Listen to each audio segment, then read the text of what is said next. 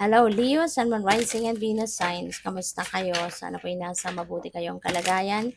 Welcome back po sa Star Tarot. At kung bago kayo rito, welcome din po kayo. Please subscribe, like, share my videos, and leave me a comment kung nakaresonate kayo. Thank you.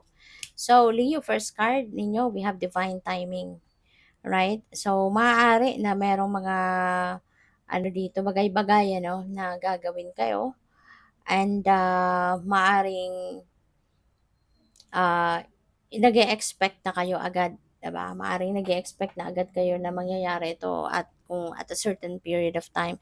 Pero hindi pa 'no, sinasabi dito sa inyo na wag ka munang umasa na kung ano yung timeline na sinet mo para dito eh talagang mangyayari 'yon. Kasi nga, 'di ba? Divine timing is not here yet, 'di ba? Sabi dito, not yet.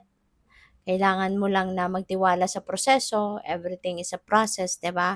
Lahat nangyayari according to the divine order and timing. Kaya matuto tayong magantay, you know? Matutong magpasensya at magantay kasi yung divine timing naman, hindi naman yan nalilate, hindi yan nauuna, hindi nalilate, kundi it comes at the perfect timing talaga. Kung kailan yan dapat mangyari, kung kailan niya nakaschedule ng universe, doon yun mangyayari. Okay? So, things, people, situations are still being aligned at this time, kaya antay-antay lang.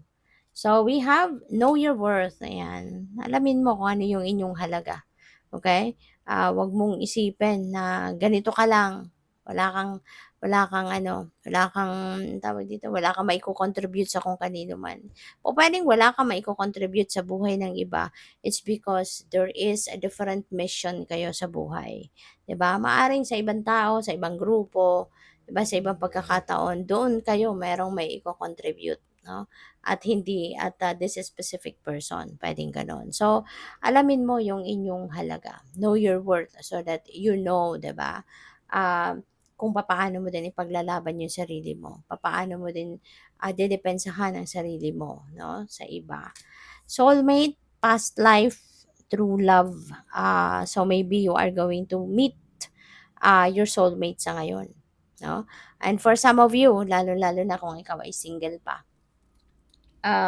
maaari na sa ngayon makikilala mo na yung soulmate mo from your past life, you know? At pupuwedeng ito yung person mo na magiging jowa mo, maaaring yung soulmate na 'to, this is your true love, 'no, at baka ito yung makakasama mo habang buhay. Pupuwede rin na ang iba 'no, yung soulmate kasi hindi lang 'yan limited to love life, you know. Minsan ang soulmate natin magulang natin, minsan ang soulmate natin nagiging kaibigan lang natin, mentor natin, ganyan. No? Hindi lang limited yan doon sa nagiging jowa, nagiging asawa, no? Yung soulmate. Pag sinabi nating soulmate, it could be different role, no? Yung gagampanan niyan sa buhay ninyo. So, tignan natin ano pa ang ganap. By the way, maraming salamat po for subscribing, and if you haven't subscribed yet, subscribe na kayo. And also, maraming salamat din for not skipping the ads. Malaking bagay po yan sa akin. And also, please click the join button sa baba ng video kung gusto po ninyo na mag-join kayo sa membership. Okay? Salamat po. So, we have the High Lord of Gratitude and Service. We have selflessness, humility, conscious action. So, for some of you, no, Leo, maybe you are going to be ngayon showing off your selflessness. Maaaring very helpful ka talaga, very supportive ka. Isa pa, very humble ka, hindi ka nagyayabang kung meron kang natulungan, 'di ba? As in, tumutulong ka, nandiyan buong puso, no, mong ginagawa 'yan, yung pagtulong, at hindi ka nagyayabang, no, of what you have done, 'di ba, para sa iba. So, we have acquiring knowledge, insecurity, manipulation. Baka ang iba sa inyo rito is being manipulated by someone, no? Or maaaring ikaw yung nagmamanipulate ng ibang tao. Pwedeng ganun din ang ganap dyan. So, depende sa inyong sitwasyon.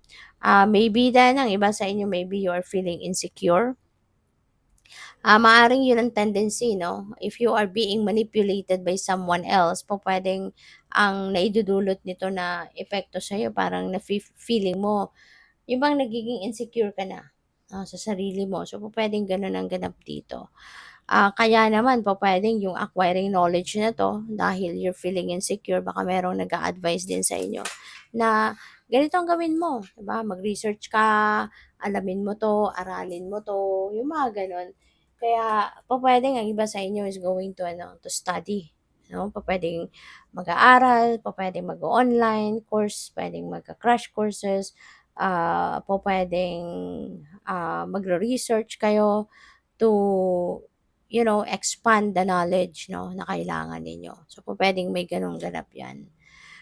What else we have? Inner conflict. So, naguguluhan. Maaaring naguguluhan kayo. What you are going to do, you know? Pupuwedeng decision nito, maaaring decision making ang kinakaharap mo dito and you can't figure out what you are going to do next, 'no? Maaaring naguguluhan ka kung ano yung uunahin mo, ano yung mas importante, 'di ba? So, yun, mag-isip mabuti, no? Maybe you need to do some kind of reflection, mag-reflect ka, magnilay-nilay ka, mag-contemplate ka, para magkaroon ng linaw ang iyong isipan. We have the star. Wow. So, this is nice. This is beautiful. Si star kasi, this is a new beginning. No? Meron kang sisimulang bagong ganap sa buhay. You're going to start something new in your life. Pwedeng bagong trabaho, career, business, relationship. Could be anything. Ang maganda rito, bit-bit mo, no? Yung inyong hope, yung faith ninyo, yung lakas ng loob, bit-bit mo yan as you head towards a new beginning in your life. So, that's really good. Isa pa, this is also fulfillment energy. Kaya po pwedeng meron ditong ano kayo, baka meron ditong wishes kayo na magka-come to fruition na or maaaring meron kayong mga goals or dreams, no, na matutupad na. So, we have Four of Swords. Ayan. So, you are healing. Ayan. So, this is good, no, na maghihilom na din ang inyong mga sugat. Maaari kasi na nagkaroon kayo ng heartache, heartbreak in the past, no? At ngayon, you are moving on, no? Kasi, yun, maaaring nakapag-heal ka na or nasa healing process ka na. Or po pwede rin na yung healing na to, baka ang iba sa inyo may sakit. Maaring you have undergone physical problems. Baka may galing sa sakit, no? Pwedeng ganon. At ngayon, you're healing. Diba? So, nag improve na ang inyong pakiramdam, mag improve na yung inyong strength, vitality, yung ganon. So, what else? We have Ten of Wands, burdens. Pwede rin na yung healing na to also is related dito sa burden. Kasi po pwedeng emotional burden nga ito. Baka nga ang iba sa inyo, all this time, 'di ba? Bit-bit ninyo yung sama ng loob, galit, may mga resentments, no? Kayo na matagal nang nasa puso ninyo at kaya ngayon, 'di ba? Maaaring you will be healing from that na. Tatanggalin mo na kung ano man itong ano mo, nararamdaman mo yung hirap, no, sa inyong kalooban. So, pupuwedeng ayan, mag-aano ka na, magtatanggal ka na ng pabigat, no? So, good for you. Yung burden na ito, hindi lang din yan hindi lang din emotional, pupuwedeng physical din. Pupuwedeng sa trabaho yan. Baka sobrang busy ka, sobrang marami kang ginagawa, maaaring sobrang marami kang pinagkakaabalahan. Maybe you've been working long hours, 'di ba? Or baka yung trabaho mo physically demanding, 'di ba? Puwedeng gano'n kaya pagod na at nahihirapan ka. So, good luck. Thank you for watching, Love Light. Namaste.